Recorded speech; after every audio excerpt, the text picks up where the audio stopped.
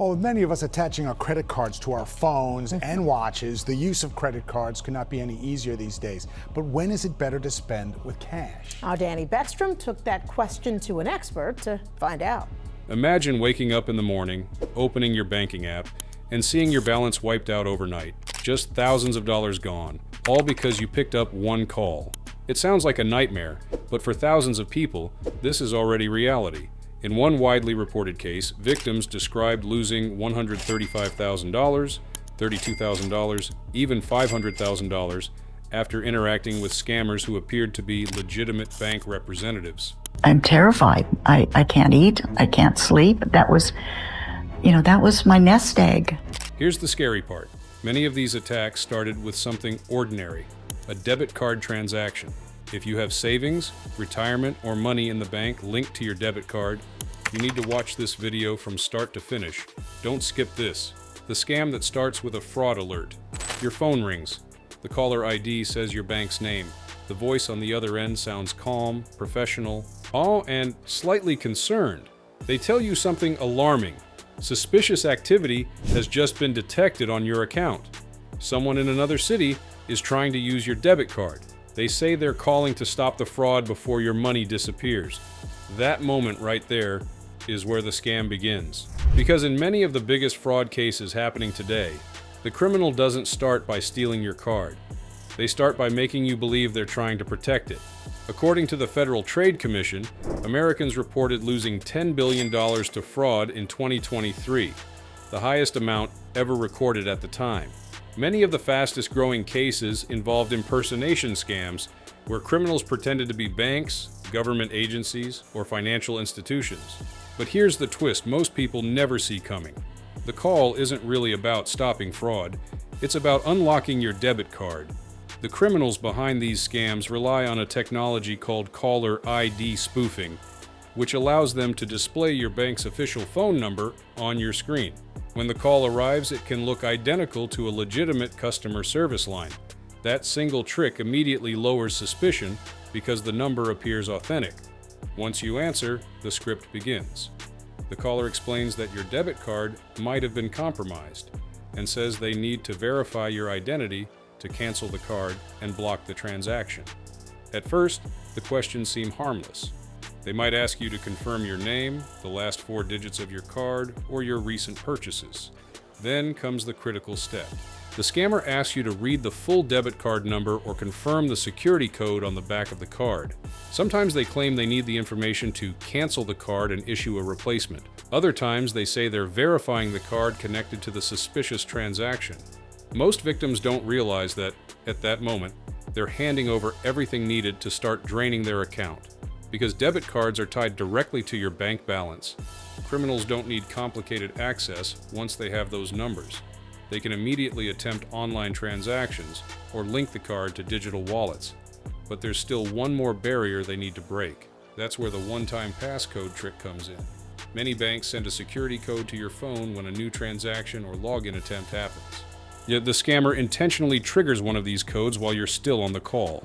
Then they say something like, "You should receive a security code now. Please read it back so we can block the fraud." What they're actually doing is authorizing the transaction themselves, and the moment you read that code out loud, you've unknowingly approved it. Victims often realize something is wrong only after the call ends and they check their accounts. By then, multiple withdrawals or purchases may have already been processed. This trick is what convinced one victim, Kimberly Lou from Toronto, that the caller was real. It's devastating due to the fact that I'm a parent of 5. $5,000 is just not growing on a tree. The person on the phone claimed to be from her bank and warned that her accounts were in danger. Even more convincing, the caller already knew details about her recent transactions and contacts. That level of knowledge made the story believable, and that's exactly the point. That information convinced her she was speaking with a real employee. And the level of detail isn't accidental. Criminal groups frequently purchase stolen financial data from underground markets or previous data breaches, giving them just enough information to sound credible during the call. And once they've confirmed your debit card details and security code, the scammers move to the next stage of the attack, because sometimes stealing the card number isn't enough. Sometimes they want the physical debit card itself. And that's where this scam becomes even more shocking, because the next step can involve someone knocking on your door pretending to collect your card. Just when you think the scam couldn't get any stranger, the caller adds a new twist. Someone from the bank will come to your house to collect your debit card. It sounds unusual at first, but after a long conversation about fraud alerts, compromised accounts, and security protocols, many victims are already emotionally overwhelmed. The scammer explains that your debit card may have been used in a skimming device or fraud ring. To stop further damage, the bank needs the physical card returned immediately so it can be destroyed and replaced. And then they say something that makes it feel official. A courier will pick it up. At this point, the victim often believes they're dealing with an organized fraud response team. The caller might even warn them not to visit the bank branch directly because the investigation could involve dishonest employees. That detail reinforces the illusion that something serious is happening behind the scenes. What victims don't realize is that the courier isn't a bank employee. It's part of the scam. This tactic has become increasingly common in debit card fraud schemes because it removes the final barrier between criminals and your bank account, possession of the physical card. According to the Federal Trade Commission, impersonation scams caused $2.7 billion in losses in 2023, making them the most financially damaging fraud category reported that year. But the courier version adds a new level of sophistication. In one reported case, a woman received a call from someone claiming to be from her bank. The caller warned that her debit cards had been compromised and needed to be replaced immediately. To make the process easier, they said a representative would come directly to her home to collect the cards. Shortly after the call ended, someone arrived. Believing she was cooperating with her bank's fraud department, she placed her cards in an envelope and handed them over. Within hours, tens of thousands of dollars were gone from her account. In some cases, scammers even pretend to destroy the card right in front of the victim. Police have reported incidents where a fake representative cut the card in half but deliberately avoided cutting through the embedded chip. That tiny piece of hardware still contains everything needed to process transactions. With the chip intact, criminals can continue using the card for withdrawals or purchases until the bank finally shuts it down. This tactic works because it exploits something powerful: trust in physical presence. When someone shows up at your door wearing professional clothing, carrying documents, or behaving like a courier, the situation feels legitimate. The victim assumes the person must be connected to the bank, but legitimate banks do not send couriers to collect debit cards from customers' homes. Yet by the time people learn that rule, it's usually too late, because once criminals have the physical card and the PIN or card details gathered during the phone call, they can immediately begin withdrawing cash, making purchases, or linking the card to digital payment systems. And here's the frightening part. Many victims who fall for this scam say the caller already knew specific details about their accounts, recent transactions, payment contacts, or personal information, which raises a disturbing question. How do scammers know so much about your debit card activity before they even call you? How scammers already know your debit card activity. Here's the detail that convinces most victims the caller is real. If they know your debit card activity, they must be from the bank, right? That assumption is exactly what scammers are counting on. Scammers often know those details before they ever dial your number, and the information usually comes from two major sources: data breaches and financial data markets. When companies suffer cyber attacks, stolen customer data often ends up being sold on underground marketplaces. These databases can include phone numbers, partial card numbers, transaction histories, and other personal information. Criminal groups buy these data sets specifically so they can sound convincing during fraud calls. According to the Identity Theft Resource Center, there were 3,205 publicly reported data breaches in 2023, exposing hundreds of millions of consumer records and marking the highest number ever recorded in a single year. Even if your debit card number isn't directly exposed, smaller details like your phone number, email address, or purchase patterns can be enough for scammers to build a believable story. But data breaches are only part of the pipeline. Another major source of information is something called card skimming. This happens when criminals secretly attach devices to ATMs, gas pumps, or payment terminals. The device captures debit card data when the card is inserted or swiped. Some modern skimmers even use tiny cameras or keypad overlays to record PIN numbers. Once the information is captured, it's uploaded to criminal marketplaces where other scammers can purchase it. That means the person calling you might not be the one who stole your card information originally. Instead, they're buying pieces of stolen data and using them to stage a highly convincing fraud scenario. And when they mention 1 or 2 real transactions during the call, it instantly builds credibility. That credibility is the gateway to the rest of the scam. But knowing a few transactions doesn't mean someone works for your bank, because unlike credit cards, debit cards give criminals direct access to your bank balance. That difference is exactly why fraud involving debit cards can become catastrophic so quickly. The 15-minute window scammers use to drain debit card accounts. Here's something most banks rarely explain clearly. When scammers gain access to a debit card, they often have a very small window to steal as much money as possible before fraud systems detect what's happening. In many cases, that window is less than 15 minutes. That short burst of time is all criminals need. Once scammers obtain a debit card number, PIN, or physical card, they immediately begin executing transactions designed to move money as quickly as possible. These operations are often coordinated. One person gathers the card information while another begins making withdrawals or purchases right away. The goal is speed, because the moment the bank detects suspicious activity, the card can be frozen.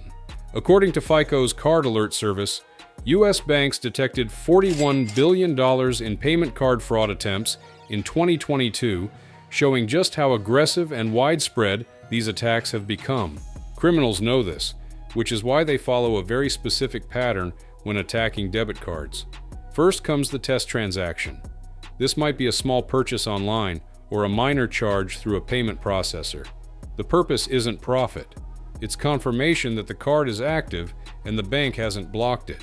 If the transaction succeeds, the scam moves to the next phase, rapid withdrawals. At this stage, criminals attempt multiple transactions back to back.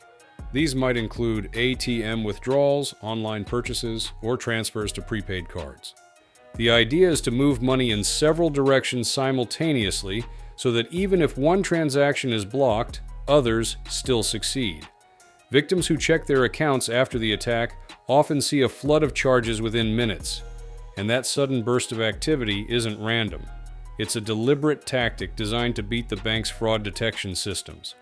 Once banks notice suspicious activity, they may freeze the card or send fraud alerts. But scammers understand that detection isn't always immediate, especially if the transactions appear similar to the victim's usual spending habits. In some fraud cases, victims only discover the theft hours later when they open their banking apps. By then, the criminals have already disappeared with the money.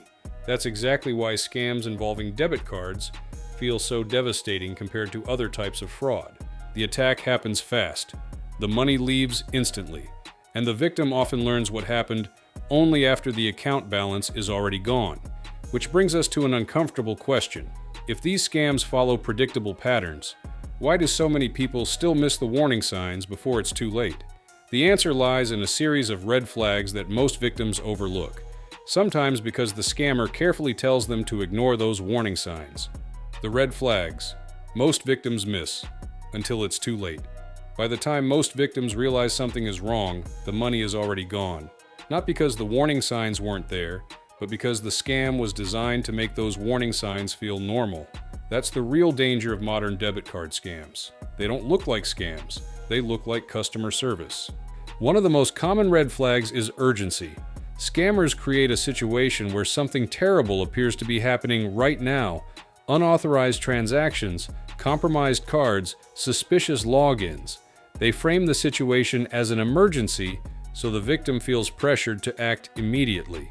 The caller might say things like, "We need to secure your account right now," or, "If we don't act in the next few minutes, your funds could be stolen." That sense of urgency shuts down the natural instinct to pause and verify the information. And that pressure works. According to the Federal Trade Commission, consumers reported losing $2.7 billion to impersonation scams in 2023, making them the most financially damaging type of fraud reported that year. Another warning sign is when the caller asks you to ignore normal procedures. Scammers may tell victims not to hang up or not to contact their bank directly because it could interfere with an investigation. In reality, this tactic prevents the victim from discovering the truth. In some cases, scammers even stay on the phone while the victim performs transactions, guiding them step by step through the process. That constant presence keeps the victim focused on the instructions instead of questioning what's happening. Another overlooked red flag is when someone requests information your bank already has. Banks do not need customers to read full debit card numbers, PINs, or one-time passcodes over the phone. Those details are security credentials, not verification tools. Yet many victims share them because the caller sounds professional and already knows partial information about the account. There's also a physical red flag many people don't expect. If someone claims to be from your bank and asks to collect your debit card in person, that is almost certainly a scam. Legitimate banks do not send couriers to retrieve cards from customers' homes. But when victims are already convinced their account is under attack, that request can feel like part of an official fraud response. And that's exactly how scammers want it to feel. Because the most effective scams don't rely on deception alone, they rely on confidence. The caller sounds calm. They have answers ready for every question. They behave like professionals handling a crisis, which is why victims often say the same thing afterward. Everything about it sounded legitimate. But there's a critical difference between sounding legitimate and actually being legitimate. And knowing that difference can be the key to protecting your money. Because once you understand how these scams work, there are very specific steps you can take to make sure your debit card never becomes the next target. The exact steps to lock down your debit card before scammers strike. Here's the uncomfortable truth about debit card fraud. Prevention matters far more than recovery.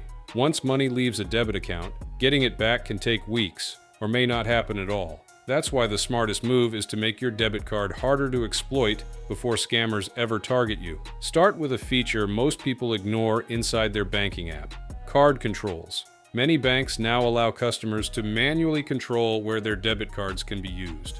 Look for settings labeled Card Controls, Transaction Controls, or Debit Card Manager. Turn off categories you rarely use, like international transactions or online purchases. If scammers obtain your card number, those blocked categories can immediately stop fraudulent charges. Another powerful tool is ATM withdrawal limits.